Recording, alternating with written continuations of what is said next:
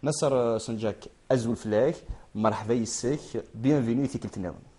Azul Flaoun, tu as vu, j'ai l'accent maintenant un peu plus simple. Ah, ça y est, c'est le stage. Bonjour à tout le monde et j'espère qu'on va faire belle émission. Voilà, comme d'habitude. Yassine, راهي رافقكم توجور دا كل تدويل ياسين بو على الزول فلاك مرحبا يسكن لك الشين. مساء الخير لونيس، مساء الخير نصر، العسلامة عليك. Voilà. Aslam. On te l'a pas Bienvenue dit. chez toi. Hein. Tout à fait. Parce que t'es pas loin d'ici, t'es à quelques kilomètres, donc c'est. Voilà. Dans l'émission précédente, وقبل كنا سكوس نزوج على 2012 يعني 2012 يكفى هذايا. Donc on te souhaite la bonne année. هكا سكوس مجاز يقول كاني كيلا يزيد نون يجمعك كي وانا في avec qui on a fait l'émission تسليم فلاس لوك عمر دابو داغم الى ديوسان با نفرسلوني تي وكنز لينا سكوس مجاز سكوس مجاز ولا شي رانا ياسين ان شاء الله كويس في المؤمنين كويس في les Algériens كويس. Voilà. C'est bien, j'ai la même chose que toi. Voilà, on a dit, on a pensé la même chose. Bonne année, bonne santé surtout. À tout le monde, à tout le monde. Voilà, très bien. Donc, je disais tout à l'heure,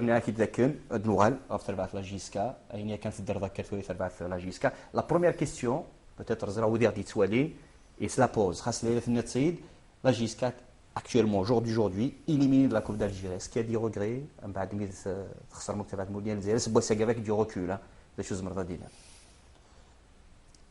La coupe, c'est la coupe. La coupe, il y a le contenu qui fait que tu joues quand même l'une des plus grandes équipes d'Algérie, le Mouloudia, tu l'as joué à l'extérieur, sur le 5 juillet, en sachant que le Mouloudia aussi était en crise, on le joue dans une période où on commençait juste à arriver, où on n'est pas encore bien en place.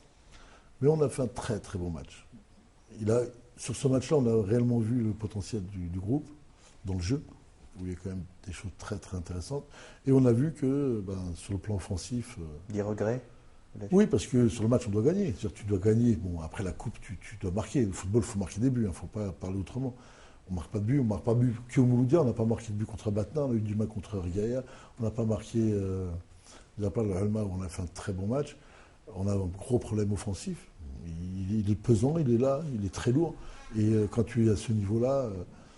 il faut que tu aies les attaquants nécessaires. Mais bon, c'est un petit peu aussi le football algérien. Quand tu regardes les matchs du championnat d'Algérie, tu vois, c'est 0-0, 1-0. Et regarde bien, il y a beaucoup de buts sur coup de pied arrêté, il y a beaucoup de buts sur penalty. Il y a très peu de buts dans le match. C'est vrai que nous, on a eu beaucoup d'occasions et on ne marque pas. J'espère que aujourd'hui, le constat qu'on peut faire sur le match du Mouloudia, de l'élimination, c'est regrettable parce que je pense qu'il y avait un coup à jouer en coupe.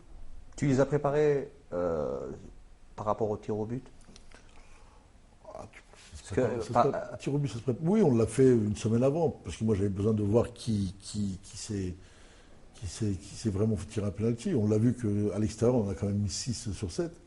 Et on avait les moyens, moi je pense, de passer bien avant. Après, il y a eu des paramètres qu'on ne va pas trop parler à la télévision. Mais bon, sur les 6 sur 7, oui, c'était propre ce qu'on a fait. On avait en face de nous quand même le numéro 1, l'un des meilleurs gardiens d'Algérie. On n'avait pas. Mais bon, je pense qu'on a manqué, avant d'arriver au tir au but. On a manqué beaucoup de sang-froid dans la dernière passe. Ce que je trouve depuis le début, le constat que j'ai fait cette équipe-là, c'est que sur le recrutement qu'il y a eu avant, il nous manque des ailiers rapides, il manque d'attaquants rapides, il manque de puissance devant pour faire la décision. Tu es obligé d'avoir ces éléments-là à ce niveau-là. Tu ne les as pas. Donc on va essayer de combler pendant la trêve par l'apport de joueurs nouveaux qui vont arriver. Juste une question, on va revenir à Yassine. Donc, est-ce que tu ne crains pas réellement actuellement un relâchement des joueurs, vu que la Coupe d'Algérie où la JISCA a été éliminée, 11 points de retard par rapport au leader, tu ne crains pas un petit relâchement par rapport à l'équipe? Mais la Coupe, tu ne peux pas le mettre comme objectif. Ça n'existe pas une Coupe en objectif. Il y a trop de conditions. C'est trop aléatoire pour en faire un objectif. J'en fais un objectif. Si je joue, je suis en quart de finale, tu peux me dire, oui, demi-finale, on n'est pas loin. On peut le mettre comme objectif, c'est-à-dire les matchs de championnat, on protège certains joueurs pour le match de coupe. Mais là, tu es au 16e de finale. Ça aussi, c'est des matchs de finale aussi, hein, Mouloudia, JSK. Oui. Bon, après, sur Classico, c'était propre. Bon, sur le jeu, on sait qu'on gagne au point. Le JSK a gagné largement au point au 5 juillet. À l'extérieur, si on aurait joué sur un synthétique, on aurait gagné. Si on aurait joué sur un terrain propre, on aurait gagné. Mais dans les conditions où on a joué, c'était très difficile. Le terrain a nivelé un peu les valeurs. Mais le relâchement, il ne peut pas y avoir de relâchement. La JSK, 11 points, 6e. Il y a un objectif. Il y a la Ligue des Champions, les 2 premiers. Est-ce qu'il n'y a pas de crainte? Est-ce qu'il n'y a pas de crainte? Non, pas du tout, ça ne va pas avec moi du moins, c'est pas clair. Les joueurs pros sont là, ils ont un championnat, il faut finir le plus haut possible. Maintenant qu'on recrute, on est rentré bien dans le championnat, on commence vraiment à bien sentir les odeurs des uns et des autres de l'équipe. Bon, je pense qu'on peut faire une remontée et aller taquiner les places de la Coupe de la CAF, là, parce que moi, mon objectif avec les joueurs, c'est de les monter le plus haut possible, hein, c'est-à-dire d'aller chercher ce qu'on va pouvoir aller chercher, c'est-à-dire dans 2 mois, je te dirais, si on avait la capacité d'aller chercher, d'aller titiller un petit peu nos leaders, à ce qui paraît, du championnat. On va arriver à la chronique de Yacine, donc 7 points sur 9 en championnat, une élimination en Coupe d'Algérie, on peut dire qu'une opération réussie, juste là? Non. Le problème pour l'entraîneur quand il arrive comme ça au mois de novembre, ce qui est étonnant, c'est qu'on vient tout de suite juger ce qu'il fait. Moi, je n'ai rien fait, j'ai dit il me faut un mois pour constater ce que je vois. J'ai un groupe, je ne connais pas. Personne ne le connaît ici, ni moi, je suis arrivé. En même temps que je fais de la préparation, je fais du championnat. Quand j'aurais dû faire des matchs préparatoires pour préparer mon équipe, donc j'utilise ces matchs de championnat et de coupe pour lire mon équipe. J'ai fait des erreurs de jugement qui m'ont coûté des points de période 1, parce que je ne classais pas. Et maintenant, au bout, je suis arrivé à un moment où j'ai l'équilibre de l'équipe. Là, je peux dire que je commence à bien connaître le groupe. Au bout d'un mois et demi, je connais parfaitement les joueurs. Je sais qui est quoi, ce qu'on peut faire avec, sur des organisations, sur des plans de jeu, sur des stratégies qu'on met en place. Là, aujourd'hui, je sais que la GSK a un potentiel intéressant. On va recruter sur l'aspect offensif. Après, d'être là et de me dire, oui, tu es très bon, tu as fait 7 points sur 9. Non, peut-être j'aurais fait 3 points, mais peut-être que j'aurais gagné parce que j'ai trouvé une équipe et j'ai les points, je vais les faire après. Par contre, ce jeu-là est difficile. Très difficile, ce jeu-là. Parce qu'on s'est sorti rapidement d'une 14e place, c'est plutôt comme ça, il faut dire. La GSK était 14e en perdant ses matchs, elle se retrouve aujourd'hui 8e en n'ayant aucune défaite. Parce que le match du Mouloudia, ce n'est pas une défaite. Dans les règlements, on départage par les pénaltys. En plus, on fait un match nul et on est départagé au pénalty. Après, on est éliminé, mais on n'a pas perdu. Dans le jeu, on n'a pas perdu encore jusqu'à aujourd'hui, ce que je sache. Dans le match, on n'a pas perdu. Au football, on n'a pas perdu. On a perdu la séance de tir au but. Mais les pénaltys aussi, ça fait partie C'est pour départager. On départage 2 équipes. On ne fait pas des gagnants. On départage. On ne perd pas le match. Le Mondial n'a pas perdu, moi, je n'ai pas perdu. Mais la GSK a perdu. Elle est éliminée quand même. Elle est éliminée. Oui, parce qu'elle a été départagée. Mais elle n'a pas perdu. Sur le mode du football, il y a toujours un vaincu. Tout à fait. Mais il en faut bien, sinon on a relancé la pièce. D'accord, Yacine. Justement, moi, je vous écoute toujours avec plaisir de vous écouter. Souvent, vous faites de bonnes analyses. Concernant votre équipe, vous venez de dire qu'on n'en a pas de bons ailiers, on n'a pas de finisseurs. Aujourd'hui, est-ce qu'on peut dire que la politique du recrutement de la GSK à l'intersaison, ça a été un échec total? Je ne vais pas être sur je vais pas m'amuser à juger ce qu'ont fait les gens. Je dis simplement le constat aujourd'hui, c'est que sur le plan offensif, on manque réellement de joueurs qui pèsent dans le jeu. On ne peut pas expliquer ça parce que tu as Hanifi qui joue l'attaquant et qui a quand même mis 8 buts l'année dernière et qui n'a pas joué pendant toute la première partie. On a fait intervenir des joueurs. Mais là, 8 buts pour un attaquant de pointe, c'est très peu. Oui, c'est très peu, bien sûr. C'est même faible pour un attaquant de pointe. C'est déjà bien quand tu n'en as pas. C'est déjà bon. Vaut mieux ça que quand zéro. tu n'en as pas. Quand tu n'en as pas, c'est zéro. Un attaquant, il est payé, c'est un joueur professionnel, il est payé pour marquer des buts. Oui, mais on ne parle pas le mot professionnel. Quand tu mets professionnel, il faut expliquer ce que tu y mets dans le mot professionnel. Si tu compares avec l'Europe, je te dis oui. Si tu compares avec l'Algérie, je te dis non. Professionnel, c'est quelqu'un qui prend. Aujourd'hui, on nous vend un championnat professionnel. Donc tu es professionnel comme un métier, journaliste, tu es payé pour tes activités. Un professionnel est payé pour ce qu'il fait.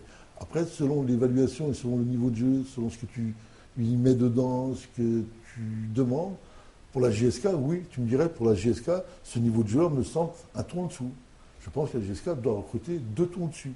Donc le recrutement qui a été fait à l'intersaisonnement, c'est un recrutement. Non, je ne me permettrai pas d'aller juger le recrutement des gens. Le président ou ceux qui ont fait ça avec, ils ont assumé leur choix. Ils assument de toute façon, il n'y a pas de problème. Maintenant, ça n'aura pu marcher comme ça n'a pu pas marcher. Ça n'a pas marché, mais quand même, l'air de rien, c'est qu'après qu'on a repris, ça fonctionne quand même. Voilà, je rajoute justement sur la question d'Yacine, c'est dans le même contexte. Donc, qui sont les joueurs qui ont donné satisfaction? Et d'après toi, ceux qui n'ont pas vraiment répondu justement, maintenant, vous connaissez le groupe, on est de le dire. Sur tout le plan offensif, on a été défaillant. Sur tout le plan offensif. Il n'y a pas qu'un. Parce qu'on aurait pu être... Donc c'est un échec en offense. Oui, sur le plan offensivement, oui. Sur le plan offensif, on peut appeler ça un échec. Non, on va dire simplement... Oui, il y a des désillusions. Non, puisque tu as la plus belle défense d'Algérie. Donc t'inquiète pas, très peu. Sauf sur des coups comme il y a eu sur des matchs où les joueurs ont craqué. Mais sinon, tu remarqueras que... Et nous, on ne prend pratiquement pas de but. Depuis que je suis arrivé, on n'a pratiquement pris aucun but. Non, on a la défense quand même de l'équipe nationale, qu'on le veuille ou non. On a Ben Armelé qui est le prochain qui va arriver en équipe nationale. On va avoir pratiquement 3 joueurs sur 4 qui jouent en équipe nationale. Ça veut dire quand même que sur le plan défensif et dans le championnat d'Algérien, moi je vois depuis quelques temps, c'est une valeur sûre. C'est ce qui nous permet d'espérer quelque chose de positif dans la deuxième partie. C'est que sur le plan défensif, on va y être. Mais le problème, c'est qu'on va enlever la charnière centrale. Donc on va se retrouver en porte-à-faux pendant 1 mois et demi à reconstruire une défense en sachant que sur le plan offensif, on n'est pas encore construit. Donc là, on va être en danger. Là, réellement, on va être vraiment, vraiment en danger. Parce que sur le plan défensif, moi, quand on a joué le Mouloudia, j'étais sûr que le Mouloudia ne marquerait pas. Impossible. Mais pas un plan B. Parce qu'on a... J'ai pas de plan B. Quel plan B tu as? Il est où ton plan B? Je t'enlève ta charge centrale, tu fais comment? Tu vas faire avec ce que tu as. Après, il y a le recrutement qui va être là, qui va arriver. Les gens vont venir. Tu vas reconstruire. Dans 10 jours, dans pratiquement 10 jours, tu joues le championnat. Quel plan B on va essayer de trouver une solution. Après, il n'y a pas de plan. Un plan, c'est quelque chose que tu prépares déjà. Je ne prépare pas, moi, les machins centrales. Complète. Ça ne se fait pas. Non, le championnat doit être arrêté. Clair, net et précis. Puisqu'il y a une Coupe d'Afrique. Comment se dit qu'on nous enlève à nous, on n'enlève pas à l'USMA, à Sétif, à personne. Eux vont repartir avec leur effectif. Mais est-ce que déjà tu commences à penser à l'après Issa Belkalem? Après la Coupe d'Afrique, il se pourrait qu'il sera plus aussi Canaré, il sera plus JSK. Mais je suis pas en moi, je ne suis pas avec Dessy. Pour l'instant, il est chez moi. Quand demain on annoncera qu'il n'est plus là, on passera à autre chose. C'est clair. Mais je ne pense pas. Je pense que ce suis en temps. Mais justement, vous êtes le premier responsable technique de l'équipe. Oui. Quand vous prenez une équipe, vous savez avec quel joueur vous allez faire la saison. Ouais. Aujourd'hui, je pense qu'il n'y a pas de fumée sans feu. Même c'est-à-dire des gens très proches de la GSK ou même qui sont au niveau de la direction annoncent Belkalem. Il est parti en Tunisie pour négocier son transfert en Tunisie. Ça a été transmis par la presse algérienne. Non, moi je suis l'entraîneur en chef, c'est pas toi ou j'aurais dit. Dis-moi, il n'y a pas Beckham n'a jamais été en Tunisie. Où cette histoire-là? Où elle est partie où cette histoire? Ça a été rapproché par la presse algérienne. Il n'a jamais été en Tunisie. Jamais. Est-ce que vous n'ayez le contact? Est-ce qu'il y a eu un contact avec le club tunisien? Il y en a plein de contacts. Tous les jours, il y a des contacts.